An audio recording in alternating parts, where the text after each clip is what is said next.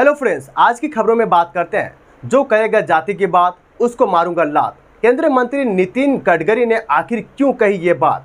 केंद्रीय मंत्री नितिन गडकरी ने कार्यक्रम के दौरान कहा कि मैं तो उसका भी काम करता हूं जो मुझे वोट देते हैं और मैं उनका भी काम करता हूं जो मुझे वोट नहीं देते। मैं किसी जाति नहीं देखता। भारतीय राजनीति में जातियों का एक अलग ही महत्व है, या कुछ यूँ कहे कि भारत की राजनीति जातियों के बगैर अधूरी है तो कुछ अलग नहीं होगा। चाहे बात चुनाव की हो या चुनाव के बाद के भाषणों की, हर जगह जातियों का जिक्र जरूरी ही आता है। लेकिन अब इसी जाति की राजनीति को लेकर केंद्रीय मंत्री नितिन गडकरी का एक बड़ा बयान सामने आया है। नितिन गडकरी ने एक कार्यक्रम में कहा कि महाराष्ट्र में इस समय सिर्फ जाति की राजनीति हो रही है। मैं अगर अपनी बात कहूं तो मैं किसी जात पात को नहीं मानता। जो मेरे सामने जात पात की बात करेगा मैं उसे लात मारूंगा।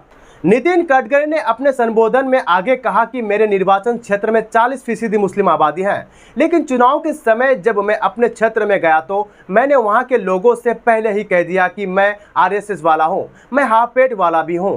ऐसे में वोट देने से पहले सोच लो कि कहीं बाद में पछताना ना पड़े।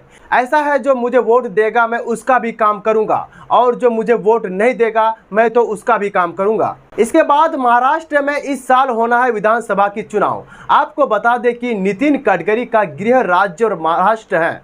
महाराष्ट्र में इसी साल विधानसभा चुनाव भी होना है। सूत्रों से मिल रही जानकारी के अनुसार इस साल के अंत में महाराष्ट्र में विधानसभा चुनाव कराया जा सकता है। अगर बात पिछले विधानसभा चुनाव की करें तो यहाँ की सबसे बड़ी पार्टी बीजेपी थी।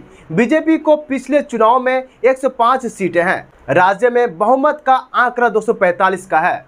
सो फ्रेंड्स, वीडियो इंफॉर्मेटिव लगने पर सब्सक्राइब और शेयर जरूर करें।